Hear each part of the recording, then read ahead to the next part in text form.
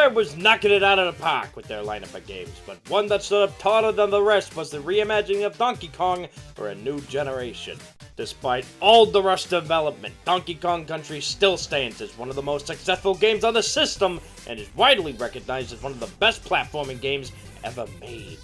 A game so simple to learn but hard to master, wrapped up in beautiful graphics, spectacular sound, and a world that hooked those of us in the play it loud crowd forevermore.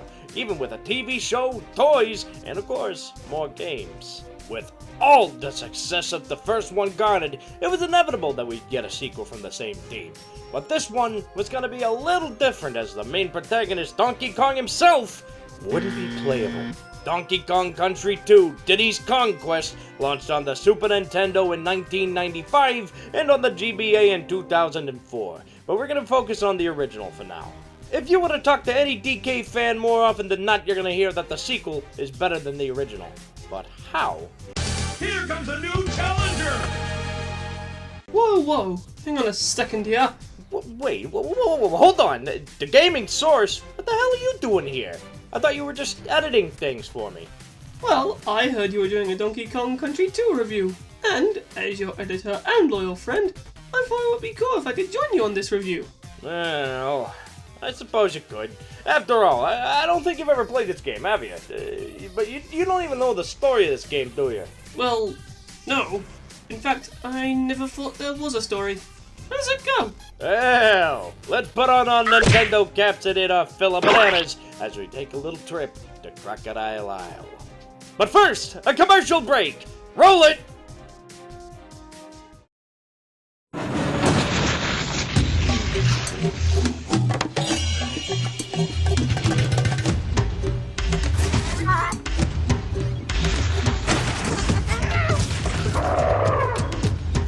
The beast is back. On the system that keeps pounding out the hits. Super NES. Donkey Kong Country 2, Diddy's Conquest. It's even tougher than the original. The story goes that King K. Rool has got in a pirate costume and now goes by the name of Captain K. Rool.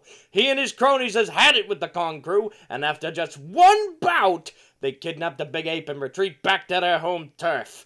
Diddy and the gang receive a ransom note telling them of Donkey Kong's demise if they don't hand over the bananas that our famous video game star has hoarded throughout his first game. Diddy knows that these bananas are important, not only to DK, but the entire island's survival. But he's not just out to save his buddy, no, he's also out to prove something. Cranky Kong, our lovable old man with an attitude, declares that he would have nothing more than cameos for the rest of his games, and DK's little buddy was out to show him that he too can be a video game star and earn his place in the Gaming Hall of Fame.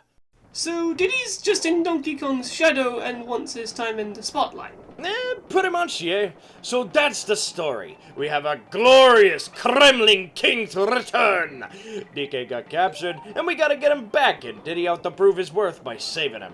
Once again, we're not alone on this journey. Not only do we have a new buddy tagging along with us, but other family members have graced us with their presence in specially marked areas on the map. Funky Kong is still the main dude man, bro, we all know and love. Running his aircraft business and willing to help you get to areas that you've been before. Hey, yo, buddy, how you doing that with your, how you floating there? Wrinkly Kong, able to save your game whenever you reach your classroom, can also give you hints on certain sections of the game. Cranky Kong, the lovable scamp, runs the Monkey Museum where you can listen to more hints and valuable information. Unlike his wife, though, he doesn't save your game. Still a pretty good idea to visit every so often, and as not only does it give you a chance to rest your thumbs, but also gives you some pretty fun conversations. Swanky Kong. Another new member of the Kong crew is a show host type fella who will rack your brain with trivia quizzes regarding the game. 3 types of quizzes are available, and if you answer all the questions right, you can obtain lives. You'll need them all if you haven't played much of this game, so it's imperative that you get ready to take notes on the levels. I'm sorry, his name is Swanky Kong. Damn, that's pretty swag. And he looks pimpin', dude. Oh yeah, he's a really groovy guy. Unlike some other guy I know. I heard that! But it seems as though he and everybody else got the case of the gold fever, as all these services require banana coins in order to access them now. You can find these all over the game, which are not that hard to collect. Some people have said that this is a waste of time, but honestly, you shouldn't have any trouble finding enough of these to access anything the Kong's got to offer if you just explore the levels and take your time.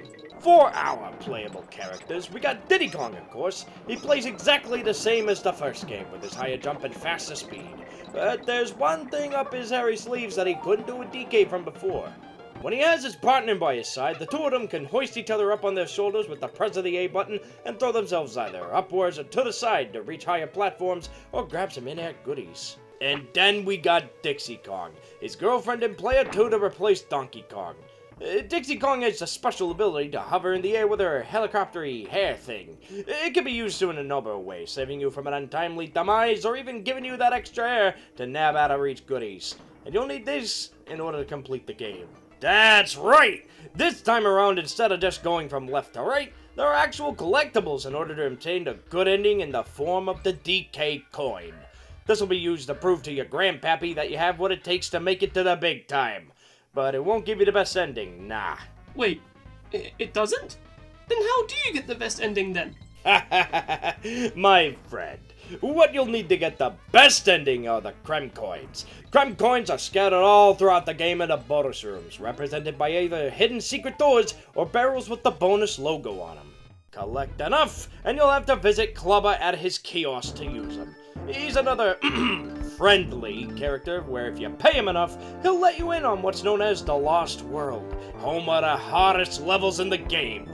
Do yourself a favor and collect as many of these coins as you can. You'll need them in order to fight the real boss. Ah, so it's basically like Dragon Coins from Super Mario World, only they actually serve a purpose. Exactly! Take that, Mario. The bigger collectibles like the DK coins were only put in to sell Prima strategy guides, but they're a welcome addition, I think. But now that we talked a lot about the stuff in the game, let's talk about our location. So what is Crocodile Isle like? Well, before you get anywhere near the island, you need to get off the ship you came on, you dingus! The first level starts off with you on the deck of a ship. You're greeted to the calm, glistening sea, the bright light of day, and the ship creaking as the beat of the drums come in to welcome you.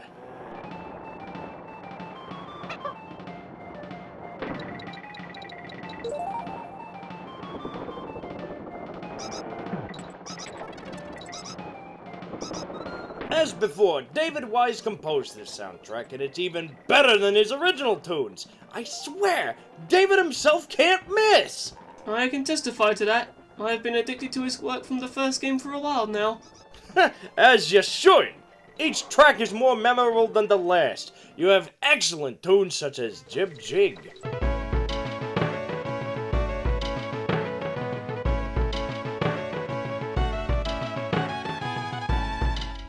Mining Melancholy.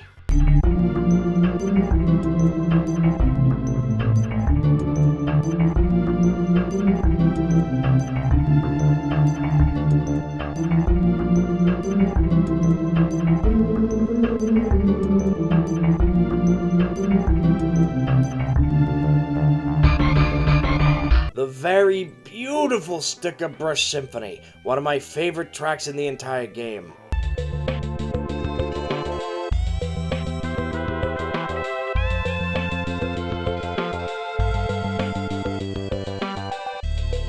And of course, Crocodile Cacophony.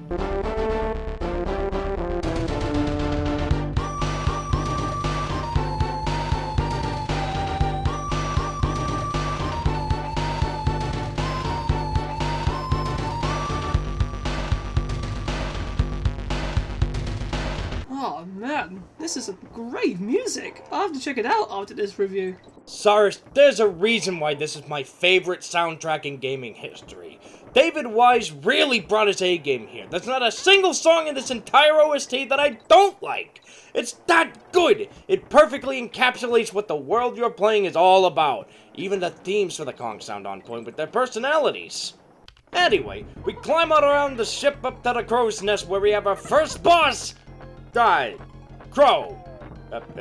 A big necky who dons a tricorn who attacks you with his unborn children. Oh my fucking god. Isn't this basically Master Neki from the first game? Not quite. Maybe in the design of the enemy, but the fight itself is different. All you gotta do is dodge his tackles as well as the falling eggs until one stays on the screen. Picking it up and throwing it at him a few times will end the fight. After we beat up and murder the father of the year, we finally hop off the ship and head to what's known as the Crocodile's Cauldron, the base of the volcano the island stays on. You'll be trying to stay above the lethal lava levels, hopping on top of crocodiles that seem to have no problem staying in a molten rock. Staying afloat on balloons, dodging zingers, and all manners of crazy shenanigans too hot to the touch. This is also where you find one of the many animal buddies along your journey, Squitter. Spider-Man does whatever a spider can. A friendly spider that can shoot enemies with his webbing and even create platforms. That's right, the animal buddies return in a big way. So let's go ahead and get him into them now. Rambi makes his glorious return and plays pretty much exactly how he did in the first game, with one extra benefit. Holding the A button, you'll see him grinding his foot along the ground and letting it go when it's at full speed as him charge at a breakneck speed. Kinda like a spin dash from a certain hedgehog hero. This will allow you to break open hidden areas as well as just bash your way through tons of foes. It's a lot of fun. Squawks has finally ditched the flashlight to carry our ape allies to higher grounds. He's not defenseless as he can spit out the eggs to drop his foes. What is it with wearing abusing unborn bird children? Did somebody just really hate eggs for breakfast? Man, don't even show them green eggs and ham. I bet they hate that book. Anyway, Unguard behaves very similar to Rambi, having the same ramming attack once you hold the A button down. Only a few enemies can claim themselves to be better than the nose of such a creature, so just be careful. Clapper the Seal is an animal buddy that you'll only find in a couple of the boat levels, where you must jump on him in order to cool the hot water down with his breath. He doesn't do anything else other than look at you with those darling little eyes and call for your attention. Glimmer the Anglerfish is the light holder now, only being available in one level again. I never understood these decisions. The same strobe effect is here too, so was it just that popular in the office to have a flashlight in your face? Quarks! No, I'm being dead serious here. He's another version of Squawks, which you can find in the later levels. Mainly in one specific place. This guy doesn't spit eggs and he doesn't fly upwards, but instead he just kind of slowly descends. It's up to you to get yourself through the perils waiting for you below him. And lastly, there's Radley the Rattlesnake, replacing Winky as the best thing ever made! This goofy motherfucker can hop so high he practically made Mario look obsolete in comparison. It can hop on pretty much any bad guy he wants. He's probably the most fun character to play with, in all honesty. Sounds like Donkey and Diddy made themselves some new friends. Good for them. Oh, they're easily the best part about the DK games. It doesn't help that I'm into games that let you ride such amazing animals like Yoshi, but the fact that they can bring something new to the table instead of just being an extra hit is such a rewarding feeling. Moving right along, after clearing the lava section, you go to the mines. You're climbing upwards as you blast out of barrels, dodging neckies and zingers as you get to the very top. Lastly, you'll find a broken ship down here with the level title Lava Lagoon. This is where you're gonna find your clapper friend, so don't dawdle when you have him cool off the water. It doesn't last forever. The boss of this area is called Cleaver, an enchanted cutlass dawned by the mysterious being under the lava itself that throws fireballs at you. Occasionally there'll be a cannonball that you have to pick up and throw at it, but once you do enough damage, this is where the gloves come off, or should I say, the skeleton's hand. Now he begins to float towards you, trying to chop your monkey into mincemeat! Jesus! The hooks that dangle over the lava itself are your only means of escape, and your job is to find the cannonball and finish the job. The bosses from here get way more creative and way more fun to play against. The first boss you tackled was a bit of a cool idea, but from the second boss onward, I feel is way more intimidating as time goes on. This boss here probably is the most creative. Thank God.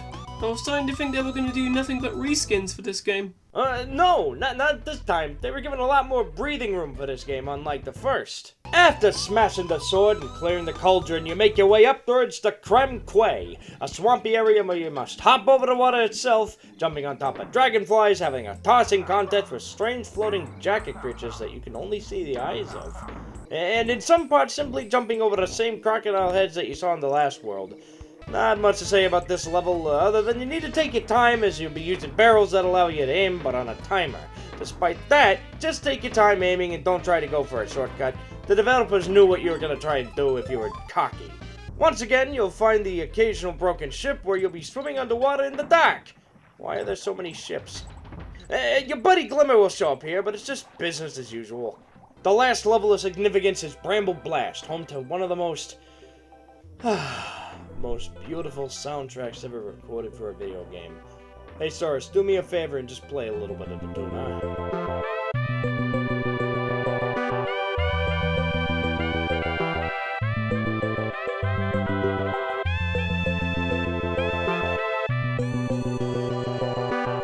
The twisting, gnarling vines are the only thing you can see for miles as you jump to your first barrel. Locating the correct way to go in order to escape. Honestly, these stages might be the hardest, as you can't touch the thorny vines for good reason, but they're also so rewarding. Finding the correct way to go will take time, but once you do, you'll finally meet the boss of this world. Cudgel, who I assume to be the darkest hidden twin brother of Clubber, who jumps and slams his feet onto the ground, stunning you, and occasionally dropping a TNT barrel for you to use against him. I mean, okay, not as cool as the haunted sword we just fought not too long ago, but still a pretty fun time nonetheless. He's essentially a more intimidating, very naughty from the last game. Sorry, that name never fails to make me laugh. God fucking damn. Anyway, finally coming out of the murky marsh, you then get to the next section of the island, Crazy Kremland, an entire theme park made specifically for the denizens of the island, right next to a beehive full of, you guessed it, zingers. That's right, we finally get to see the home of these enemies that have plagued Donkey Kong Country players' minds since the beginning, and it's only just as imposing as you think it is. Honey that adorns the floors and the walls you must either jump through or use to climb upwards as you dodge the dangerous disposition, the occasional Kremling that tries to cut you into ribbons, and of course the king of the realm himself. We're playing as your rhinoceros compadre you gotta run the hell away from. Touching him will automatically kill you, so I highly recommend you book it. The theme park itself replaces the minecart levels partially as you ride the roller coaster that the park is so famous for.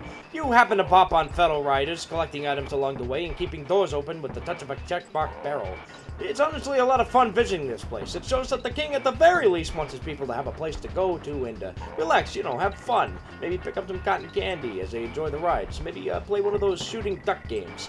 I kinda wish we got to visit more of this place, but what we have here is so special anyway.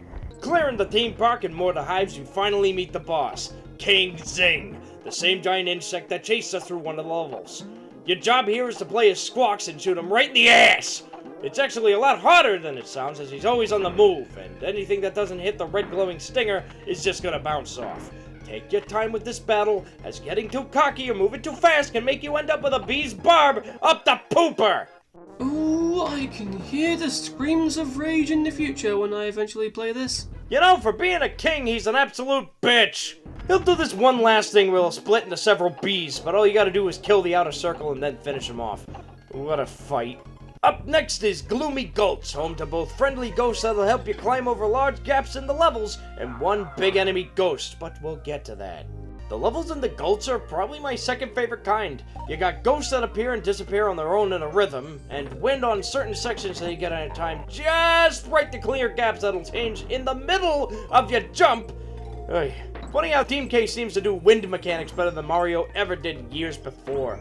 This place is also home to more of those wonderful minecart sections, only this time you're trying to keep ahead of the ruler of this place, Cackle, a ghost of a very large Kremlin who's out to make you join his skeleton crew, whether you want to or not. There's a timer now, and you need to touch every green plush barrel you come across, or else he'll take a Kong away to their deaths. You'll only get a break from him if you pass through a gate. This section is hard, but it's such a romp. The music in the background haunts your eardrums as you frantically try to stay ahead of the ghost chasing you, doing your best to exercise split-second reaction times, and touch green barrels but also jump over the red ones. It's a very cool set piece, and honestly it kicks the first game's ass in terms of the theming as well as the difficulty. There's one more zinger level here where you gotta use the new animal buzzing quacks to slowly descend down into the hive and dodge more of those buzzing bastards. It's as fun as the rest of the zinger stages, and I mean that. Something about trying your best to slow or even fasten your descent in a place like this sends that good old dopamine into my system when I clear it all. Anyway, once you reach the end of the gulch, you'll find a familiar fiend just waiting to take a crack at you once again. Creepy Crow and his band of feathered brothers ready to finally take you to an early grave. It's not the same as the first time you cross swords either. You'll be surviving a little onslaught of the neckies you've certainly killed along your journey, waiting for one living one to take a hit at you, as well as taking a keg to the cranium of the big boss, while climbing higher to continue to fight. All while dodging... eggs. Rare hates children compared for what, the 12th time already? Well, this video is getting demonetized, isn't it? Implying that we were meant for monetization in the first place. Anywho, you've laid his spirit to rest, and now you finally move up to the castle that houses the king himself, K. Rool's Keep.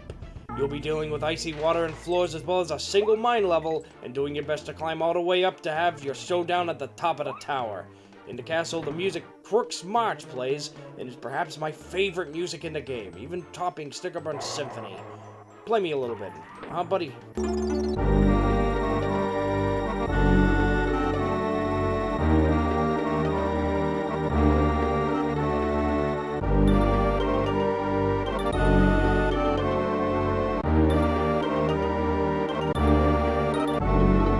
The way it describes the lonesome lair, as well as building up to an inspiring second half where it musically gives you that energy to see the journey through. It still stays in my head rent-free. This castle has an elevator section where you must survive the occasional baddie and choose the right path to not only ascend upwards, but nab goodies as well. The next section is an ice cavern, mainly just there to give you a little variety, while the next section has you climbing plenty of chains to get around. The final section will have you playing as Radley. You need to stay above the acid that floods the stage! Holy shit! I assume this was the stage that sucked your lives up through a straw? Thankfully, no. Over the years, I've gotten better with age, but at the beginning, it sucked up my lives like me with a chocolate milk. You also get to play as Squawks as you try to find the best path, all while nabbing the last bit of goodies in the castle. After finally reaching the top, you find Donkey Kong hanging around, and while you play your tune of victory instead of, untying the dude, Captain K. Rool takes him one last time and escapes to his helicopter, the Flying Croc. Just 2 more levels. Just 2 more levels! Come on, we can do this! The last level is called Screech's Sprint, where you play as Squawks one final time. You race against K. Rool's evil parrot as you dodge zingers and the walls. You gotta go fast and furious as well as be extra careful, or else you're gonna take a pointy thing to the ass. After the mini-boss, though, after all of the bullshit, we finally make it to the Flying Croc, where you see Donkey Kong. It's not always about you, the bananas, or the island. It's about the Mets, baby! The Mets! Get a home run, baby! Love the Mets! Let's go, Mets! No wonder you're always mad. You're a Mets fan! In this fight, you need to dodge his gunfire until he drops the cannonball you need to jam his weapon. After doing it enough times, he'll fall over along with giving you an extra barrel filled with your other buddy. After getting up, though, he'll fire spiky cannonballs, turn invisible, jet around the stage, and even cast fucking black magic as he fires upon you that will either freeze you or reverse your controls. How fucking fun! After clearing K. Rool's duel, you're treated to your hero coming in for the final blow with an uppercut. We watch him fall off his own island and become lunch for the sharks down below. We visit Cranky to be congratulated on a job well done, but wait! That's not all, you ring bucks, you scamp! Don't you remember his personal challenge for us at the beginning?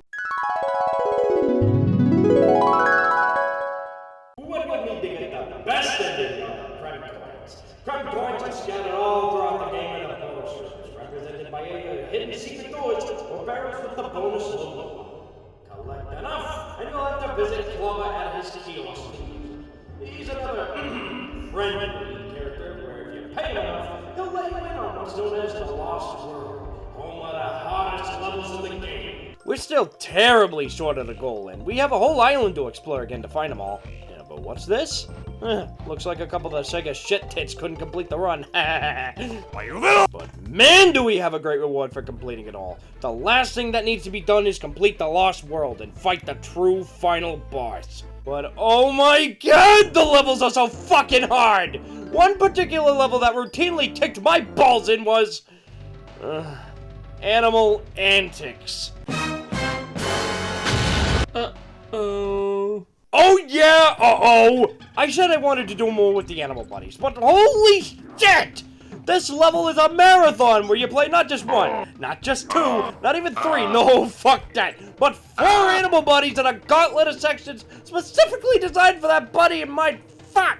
You start off as Rambi in a short segment that's honestly a lot of fun if you use your rush attack to bash all the baddies while hopping on zingers. You play a little bit of an ice level to get to the next buddy on guard. His section isn't one to talk about, just swim forward and you're there. After his fun little distraction, you find Squitter in the next part. This is where the difficulty of the gauntlet rises from what I can compare to a nice little walk to a steady climb upwards. The first part ain't hard, just keep shooting until you reach a cliff. The problem with this section is it's hard to see what's below you, so be very careful where you jump. There's a couple of goodies hidden below spikes, so using the platform webbing is a must. There'll be yellow zingers coming towards you the whole time, as well as red ones that circle around specific points. It's up to you to time your jumps and get through it all. There's a section with a big bottomless pit, so just be careful and take your time getting through it, okay? Now that walk up a slope feels like you're trying to walk up that same slope, now made of spiky vines with bare feet. It's here you play as Squawks one actual final time as you make it through the same sticker brush with wind mechanics. This was the section that made me want to shit bricks. The wind is constantly blowing this way and that, up and down, and you gotta flap around while it changes. And I'm not talking about every few seconds. No. There are 0 times it tells you it's gonna change in a completely different direction. I mean, I died so many fucking times. Darren, go ahead. Show him how many times I died. Show him how many times I fucking died.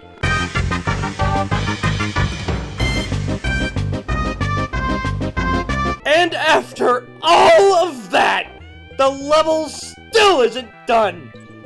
Ugh. You got Rattly segment, and thankfully it's not hard. Just bounce a few times and you're home free. Just thank fucking God I'm out of this fucking level. All these levels were ball-bustingly hard, but there's one last hurdle to jump, and it's Captain Karul's second duel in Crocodile Core. Surviving the initial sleep with the fishes, he challenges you in one more bout. Only this time he's relentless, and rightfully so. He'll shoot all the same shit he did before, only while it starts slow. It gets faster and faster in different patterns, and you gotta dodge it all! Only one time do you get to hit him with he shoots a barrel containing the cannonball you need in order to finish the fight, and if you accidentally miss the chance, you gotta do the entire thing over again! And if you get hit only one time during any of it, then my friend, you fucked! But if you pull it off, if you manage to make it this far and finally beat his scaly ass, you're treated to my favorite ending of all time.